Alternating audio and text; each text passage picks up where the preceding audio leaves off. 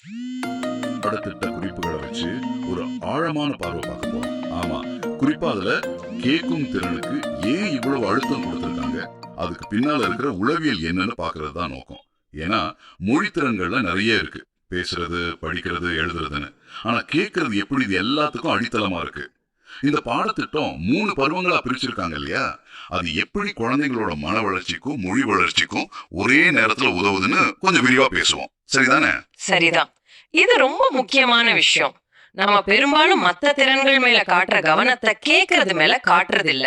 ஆனா அங்கதான் எல்லாம் ஆரம்பிக்குது. அப்போ முதல் பருவத்தையே எடுத்துக்கலாமா? இதுல பாடல்கள், சின்ன சின்ன கதைகள், அப்புறம் வண்ணப்படங்கள்னு இருக்கு. முக்கியமா ஓசை நயம், அதாவது போனலாஜிக்கல் அவேர்னஸ் மேல கவனம் செலுத்துற மாதிரி தெரியுது. இப்போ மழை வரும் மாதிரி பாட்டு, இல்ல குயில் கூவியது மாதிரி ஓசை நயத்தோட வர்ற கவிதைகள், இதெல்லாம் குழந்தைங்களுக்கு பிடிக்கும். ஆனா இதுக்குள்ள உளவியல் ரீதியா என்ன இருக்கு? சும்மா பாட்டு தானே? அப்படி சொல்லிட முடியாது. மேலோட்டமா பார்க்க பாட்டு மாதிரி தான் தெரியும். ஆனா இதுக்குள்ள பெரிய விஷயம் இருக்கு. முக்கியமா குழந்தைகளின் கவனம், அட்டென்ஷன் பயங்கரமா கூர்மையாகுது. சுத்தி என்ன சத்தம் கேட்டாலும் அந்த பாட்டுல வர்ற குறிப்பிட்ட ஒலி, அந்த ரிதம், அந்த வார்த்தை திரும்ப திரும்ப வர்றது, இதையெல்லாம் குழந்தைங்க கவனிக்க ஆரம்பிக்கிறாங்க. அது கவனத்தை ஒருமுகப்படுத்துறதுக்கான ஒரு நல்ல பயிற்சி. ஓஹோ, கவனம் மட்டும்தானா? இல்ல, அதோட நினைவாற்றல், மெமரி. அந்த பாட்டை கேட்டு வரிகளை ஞாபகம் வச்சு திரும்ப சொல்றாங்க இல்லையா, இது வெறும் மனப்பாடம் மாதிரி தெரியலாம். ஆனா அதுக்கு மேல வார்த்தைகள், அதோட வரிசை, ஓசை நயம், இதையெல்லாம் மனசுல நிறுத்துறாங்க. அப்புறம் நீங்க சொன்ன மாதிரி அந்த இசை, தாளம், இது எல்லாமே கத்துக்கிறத ஒரு சந்தோஷமான அனுபவமா மாத்துது. கற்றலில் மகிழ்ச்சி, ஜாய் ஆஃப் லேர்னிங். பாடம் படிக்கிறோன்ற எண்ணமே இல்லாம விளையாட்ட கத்துக்கிறாங்க. ஆமா, அது ரொம்ப உண்மை. குழந்தைங்க சந்தோஷமா பாடும்போது அதுவே பெரிய உந்துதல் இல்லையா? சரி, அப்போ முதல் பருவத்துல கவனம், நினைவாற்றல், கற்கும் மகிழ்ச்சி, இதுக்கு அடித்தளம் போடுறாங்க. அப்போ 2வது பருவம், இங்க பாடல்களை விட கதைகள், சின்ன சின்ன சம்பவங்கள் மேல கவனம் போகுது. வெறும் ஒளிய கேட்கறது இல்ல, கேட்ட விஷயத்தோட பொருளை புரிஞ்சுக்கிற திறன், காம்ப்ரிஹென்ஷன் முக்கியமாகுது. இதுக்கு உதாரணமா முயலாமை கதை, பொய் சொன்னா என்ன ஆகும், இந்த மாதிரி கதைகள் சொல்றாங்க. நேர்மை, விடாமுயற்சி, இதெல்லாம் புகுத்துறாங்க. இது நல்ல விஷயம்தான். ஆனா இதன் உளவியல் தாக்கம் எப்படி இருக்கும்? ஒரு கதை கேட்ட உடனே அது மனசுல பதிஞ்சிருமா? நல்ல கேள்வி. உடனடி மாற்றம் வருமான்னு சொல்ல முடியாது. ஆனா உளவியல் தாக்கம் கண்டிப்பா இருக்கு. எப்படின்னா, குழந்தைங்களோட உணர்ச்சி நுண்ணறிவு, இமோஷனல் இன்டெலிஜென்ஸ்னு சொல்றோம் இல்லையா, அது வளர இது பெரிய உதவியா இருக்கு. கதையில வர்ற முயல் ஏன் அப்படி செஞ்சது, ஆமை ஏன் ஜெயிச்சது, ஒருத்தர் ஏன் கோவப்பட்டாங்க, சந்தோஷப்பட்டாங்க, இந்த மாதிரி உணர்வுகளை குழந்தைங்க புரிஞ்சுக்க ஆரம்பிக்கிறாங்க. ஓ, கதாபாத்திரங்களோட உணர்வுகளை புரிஞ்சுக்கிறது மூலியமா? ஆமா, அது மட்டும் இல்லாம படைப்பாற்றல், கிரியேட்டிவிட்டி, கேட்ட கதைய வச்சு அப்புறம் என்ன நடந்திருக்கும்னு யோசிக்கிறாங்க. சில சமயம் கதையே மாத்தி சொல்லுவாங்க பாருங்க. ஆமா, அது நடக்கும். கேட்ட மாதிரி நற்பண்புகள், மாரல் டெவலப்மெண்ட், கதைகள் வழியா சொல்லும் போது அது வெறும் அறிவுரையா இல்லாம மனசுல பதியும். இது கொஞ்சம் கொஞ்சமா தான் நடக்கும். ஆனா நேர்மையா இருக்கணும், மத்தவங்களுக்கு உதவணுங்கிற எண்ணம் ஆழமா பதியும். வைகோட்ஸ்கி சொன்ன மாதிரி இந்த சமூக நெறிகள் கதைகள் மூலமா சுலபமா உள்ள போகுது. அப்போ வெறும் கதையா இல்லாம அது உணர்வுகளை புரிஞ்சுக்க, கற்பனைய தூண்ட, நல்ல விஷயங்களை விதைக்க உதவுதுன்னு சொல்றீங்க. ஒரு குழந்தை ஆமா மெதுவா போனாலும் நிக்காம போச்சு, அதான் ஜெயிச்சதுன்னு சொல்லும் போது அதுல விடாமுயற்சிங்கிற கருத்தை புரிஞ்சுக்கிட்டாங்கன்னு எடுத்துக்கலாம் இல்லையா? கரெக்ட், சரியா சொன்னீங்க. கருத்து புரிதல் தாண்டி அந்த பண்பையும் உள்வாங்கி இருக்காங்க.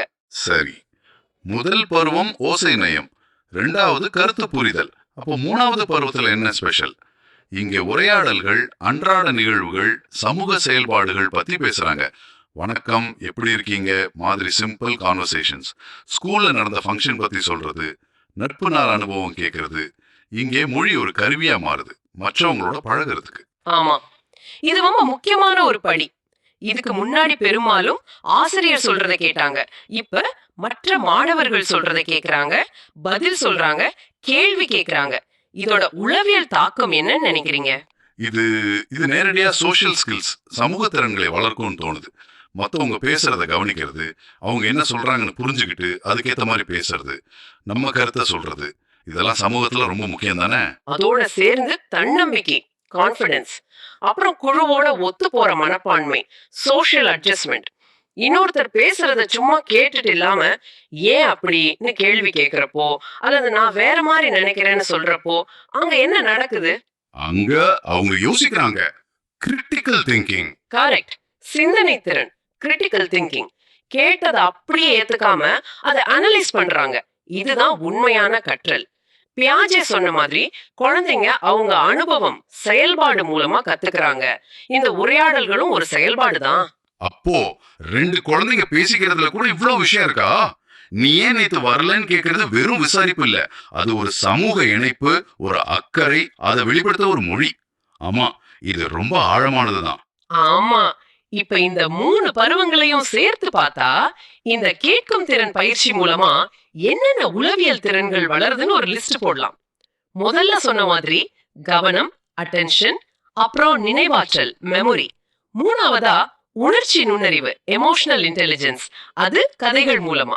சரி. அதோட படைப்பாற்றல், கிரியேட்டிவிட்டி, அப்புறம் ரொம்ப முக்கியமா சமூக திறன், சோஷியல் ஸ்கில், உரையாடல்கள் மூலமா. கூடவே சிந்தனை திறன், கிரிட்டிக்கல் திங்கிங். இது எல்லாத்துக்கும் அடித்தளமா மொழித்திறன், சரியான உச்சரிப்பு, வாக்கியமைப்பு, இதுவும் தானா மெருகேறுது. பாத்தீங்களா, வெறும் கேக்குறதுங்கிறது எவ்வளவு பெரிய உளவியல் வளர்ச்சிக்கு வழிவகுக்குது. நீங்க சொல்றப்பதான் இது ஒன்னோட ஒண்ணு எவ்வளவு பின்னி பிணைஞ்சிருக்குன்னு தெரியுது. தனித்தனியா பார்க்காம ஒரு முழுமையான ஆளுமை வளர்ச்சிக்கான அடித்தளமா இது இருக்கு. அப்போ இந்த பாடத்திட்டம் வெறும் பாடம் சொல்லி கொடுக்கறதோட நிக்கல. ஒரு குழந்தையோட மனசு, அவங்களோட சமூக பழக்க வழக்கங்கள் எல்லாத்துக்கும் ஒரு நல்ல ஆரம்பத்தை கொடுக்குதுன்னு சொல்லலாமா? 100க்கு 100 உண்மை. அதான் சொன்னேன், இது வெறும் பாடத்திட்டம் இல்ல, இது ஒரு உளவியல் அணுகுமுறை. ஒரு பழமொழி மாதிரி சொல்லுவாங்க இல்லையா, கவனமாக கேட்பது கல்வியின் தாய்னு. எல்லா விதமான கத்துக்கிறதுக்கும் முதல் படி கவனமா கேட்கறது தான். கேட்டு புரிஞ்சுக்கிறதுங்கிறது ஒரு குழந்தையோட அறிவு, மன உணர்வு, சமூக நடத்தை, இது 3ஐயும் இணைக்கிற பாலம் மாதிரி. உலகம் அவங்களுக்கு முதல்ல தெரிய வரதே கேட்கறது மூலமா தானே. ஆமா, இப்போ திரும்ப தெரியுது. பேச, படிக்க, எழுதுறதுக்கு முன்னாடி ஏன் கேட்கறதுக்கு இவ்வளவு முக்கியத்துவம்னு. அதுதான் எல்லாத்துக்கும் ஃபவுண்டேஷன். சரி, நாம இன்னைக்கு 4ஆம் வகுப்பு பாடத்திட்டத்துல கேட்கும் திறனோட உளவியல் முக்கியத்துவத்தை பத்தி நிறைய பேசணும். இது உங்களுக்கு சில புதிய எண்ணங்களை தூண்டியிருக்கும்னு நம்புறோம். இறுதியா உங்ககிட்ட ஒரு கேள்வி. நீங்க கடைசியா எப்போ ஒருத்தர் பேசுறத உண்மையிலேயே முழுசா ஆழமா கேட்டீங்க? அவங்க சொன்ன வார்த்தைகளை மட்டும் இல்லாம அதுக்கு பின்னால இருக்கிற உணர்வு, அவங்க சொல்ல வர நோக்கம், இதையெல்லாம் கவனிக்க முயற்சி செஞ்சீங்களா? அப்படி இன்னும் ஆழமா கவனமா கேட்கிற பழக்கத்தை நாம வளர்த்துக்கிட்டா அது நம்ம உறவுகளை, நம்ம புரிதலை எப்படியெல்லாம் மேம்படுத்தும்னு கொஞ்சம் யோசிச்சு பாருங்களேன். இந்த உரையாடல்ல எங்களோட இருந்ததற்கு மிக்க நன்றி.